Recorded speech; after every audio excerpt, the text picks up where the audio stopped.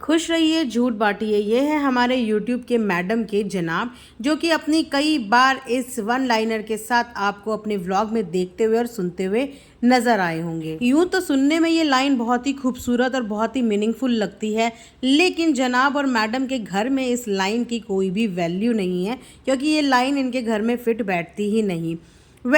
काफ़ी व्लॉग्स में आपने अक्सर देखा होगा कि कई बार डब्बा रानी बच्चों को ये बोलते हुए डराती है कि ऐसा मत करो भैया भाभी क्या बोलेंगे, ऐसा मत करो भैया भाभी क्या बोलेंगे। तो इतना क्या खौफ है मैडम डब्बा? आपको तब ये बात का डर नहीं लगा था जब 6 साल से आप अफेयर में थी और आपने बाद में जाके अपने घर में बताया, कानो कान किसी को खबर भी नहीं होने दी? तब आपको अपने भैया भाभी का डर नहीं लगा कि भैया भाभी क्या बोलेंगे, कि ढूंढा भी तो क्या फनी जैसा? लेकिन बच्चों को बात बात पे, छोटी छोटी बात पे भैया भाभी का खौफ देती हुई डब्बा हमेशा नजर आती है। उसके साथ ही साथ अगर आपने इनकी फैमिली का बॉन्ड देखा होगा, हालांकि ये व्लॉग में तो हमेशा यही दिखाते हैं कि इनके बराबर परफेक्ट फैमिली किसी की आज तक बनी ही नहीं है, लेकिन उस फैमिली में अगर आपने गौर किया होगा तो इतने फॉर्मल रिश्ते हैं कि बिल्कुल प्रॉपर तरीके से सब बैठे होते हैं, कुछ भी कैजुअल होता ही नहीं, कुछ भी नेचुरल लगता ही नहीं।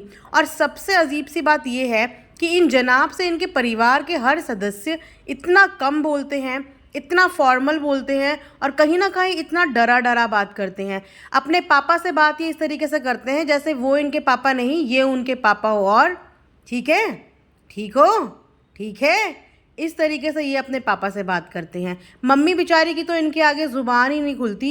ये जितना बोलते हैं मम्मी सिर्फ उतना बोलती है इनकी, ये जितना कहते हैं वो सिर्फ उतना करती है। इसके अलावा उनकी भी कभी इनके आगे ज़ुबान नहीं खुलती। बची इनकी पिपिका मैडम, तो पिपिका मैडम को तो इनको पैम्पर करने से ही फुर्सत नहीं है। तो ये जनाब घर के बेटे हैं या घर के हिटलर, कि पूरे घर के बच्चों से लेकर बड़ों तक अपने डरावने, अपने खौफ के अंडर में रखा हुआ है। 4 बार पिपिका मैडम इनसे किसी क्वेश्चन के बारे में पूछती है और 5वीं बार में ये अपनी मुंडी हिलाते हुए, इतना भाव खाते हुए जवाब देते हैं, पता नहीं जैसे कितने बड़े स्टार है कि इन्होंने अगर मुंह से एक लफ्ज भी निकाला तो इनके करोड़ों का नुकसान हो जाएगा, इनका पता नहीं कितने बिजनेस का लॉस हो जाएगा। इतनी वैल्यू ये अपनी एक जुबान की देते हैं। माना कि घर की जिम्मेदारी इनके सर के ऊपर है, माना कि अपने घर के सारे रिश्तों को इन्होंने बांध के रखा है, सबको खिला रहे हैं, पिला रहे हैं, रहने के लिए घर दे रहे हैं, लेकिन माँ तो माँ होती है और पिता तो पिता ही होता है। और भाई बहन का रिश्ता तो इतना नोक झोंक वाला होता है, क्योंकि बचपन साथ गुजारा होता है, कितनी लड़ाइयाँ भाई बहनों के बीच में होती है। लेकिन इन दोनों भाई बहनों का रिश्ता भी इतना फॉर्मल है, हालांकि बात तो एक दूसरे से तुम करके करते हैं, लेकिन डरते और डराते इतना है कि जैसे भाई बहन ना हो, स्कूल के टीचर और स्टूडेंट वाला रिश्ता हो। साथ ही साथ पापा मम्मी वो भी इसी तरीके से डरे डरे रहते हैं। इनफैक्ट पूरे घर का स्टाफ ही इसी तरीके से डरा डरा इनसे रहता है। तो जनाब, कैमरे के पीछे जो आप डराते हो ना, कभी कैमरे के आगे आके भी तो डरा के दिखाइए। हाँ, वैसे अक्सर कई बार इन्होंने कैमरे के आगे भी ऑडियंस को आके डराने की काफ़ी कोशिश की है, काफ़ी सारे बातें बोली है, तो उस समय इनका नेचुरल रूप ज़रूर निकल के आ जाता है। बाकी टाइम इनका रूप जो है वो बिल्कुल फेक रहता है, लेकिन जब ज़्यादा ही इनका पारा हाई होता है तो कई बार इनको देखा है लोगों को लताड़ते हुए कि किस तरीके से ये लताड़ते हैं। तो शायद उसी डरावने रूप से इनके घर के सदस्य भी इनसे डरते हैं, इसीलिए बेचारे कुछ बोल नहीं पाते, कुछ कह नहीं पाते। जो इन्होंने कह दिया वो घर के लोगों के लिए पत्थर की लकीर हो गया। और शायद कहीं ना कहीं यही रीज़न है कि डब्बा और फ़नी से इनका थोड़ा सा डिस्टेंस हो गया है, क्योंकि डब्बा ने इस बार इनका डर नहीं माना और शायद कहीं ना कहीं ये खुद भी शादी के अगेंस्ट थे, जैसा कि सुनने में आया था। लेकिन डब्बा ने इनकी बात नहीं मानी, अपनी मर्जी से सब कुछ किया। इसीलिए अब डब्बा की लाइफ में इन लोगों का इंटरफेरेंस हो गया बिल्कुल ख़त्म। अब वो डब्बा की किसी भी चीज़ में पार्टिसिपेशन नहीं करते, उसको किसी भी चीज़ की गाइडेंस नहीं देते।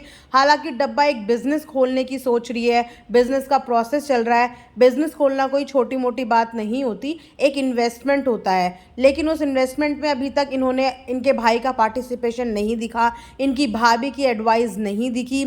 हर जगह पे डब्बा अपने फ़नी के साथ ही आती जाती हुई नजर आई, ना ही किसी मीटिंग का पार्ट इनका भाई बनता हुआ दिखा। शायद डब्बा के इस डिसीजन के बाद भैया भाभी ने एक तरीके से डब्बा से कन्नी काट ली है कि भाई अपने डिसीजन की जिम्मेदारी अब तुम्हारी है। जब तुमने अपनी ज़िंदगी का इतना बड़ा डिसीजन ऑलरेडी ले लिया है, शादी का, उसके लिए तुमने किसी की सुनी नहीं, तो अब ये छोटी मोटी चीज़ों के लिए हमसे तो राय लेना मत। ये मेरी एनालिस्ट कहती है कि इन्होंने ऐसा ही कहा होगा इसीलिए, वरना पहले आप खुद सोचिए कि डब्बा ऑलमोस्ट अपनी भैया और भाभी पर डिपेंड रहती थी। मजाल है कि वो उनके बिना कुछ भी कर ले, और अब डब्बा इंडिपेंडेंटली अपने सारे काम करती है, सारे टूर मारती है, सारे ट्रैवल करती है, सारे कोलैबोरेशन के लिए अपने आप हैंडल करती है। तो ये अब डब्बा हो चुकी है इंडिपेंडेंट, और यही कहीं ना कहीं रीज़न है इन लोगों के बीच में थोड़ा सा डिस्टेंस होने का। और यही रूल जनाब हमेशा अपनी सास के ऊपर भी दिखाते हुए नजर आते हैं, पिपिका मैडम की मम्मी के ऊपर भी और इनके पापा के ऊपर भी। इनका यही सेम नेचर रहता है, बॉसी एटीट्यूड। हालांकि इनकी मैडम भी कम बॉसी बनने की कोशिश नहीं करती है, लेकिन अपने जनाब के आगे तो वो सिर्फ चाहती है कि उनके जनाब ही बॉस दिखे, बाकी सब उनके नीचे रहें। और कुछ नहीं, मैडम और जनाब को है सुपीरियरिटी कॉम्प्लेक्स। इन्हें लगता है हमने घर बना लिया, घर को पाल रहे हैं, घर वालों को पाल रहे हैं, तो बस हमारी ही हुकूमत चलेगी, हम जैसा बोलेंगे वैसा चलेगा, जैसा कहेंगे वैसा होगा। सो ये था मेरा आज का रिएक्शन आज आप सबके लिए। आई होप कि आप लोगों को रिएक्शन पसंद आया होगा। पसंद आएगा तो लाइक शेयर एंड सब्सक्राइब करना बिल्कुल ना भूलें। And thanks for watching earth mom Dehradun.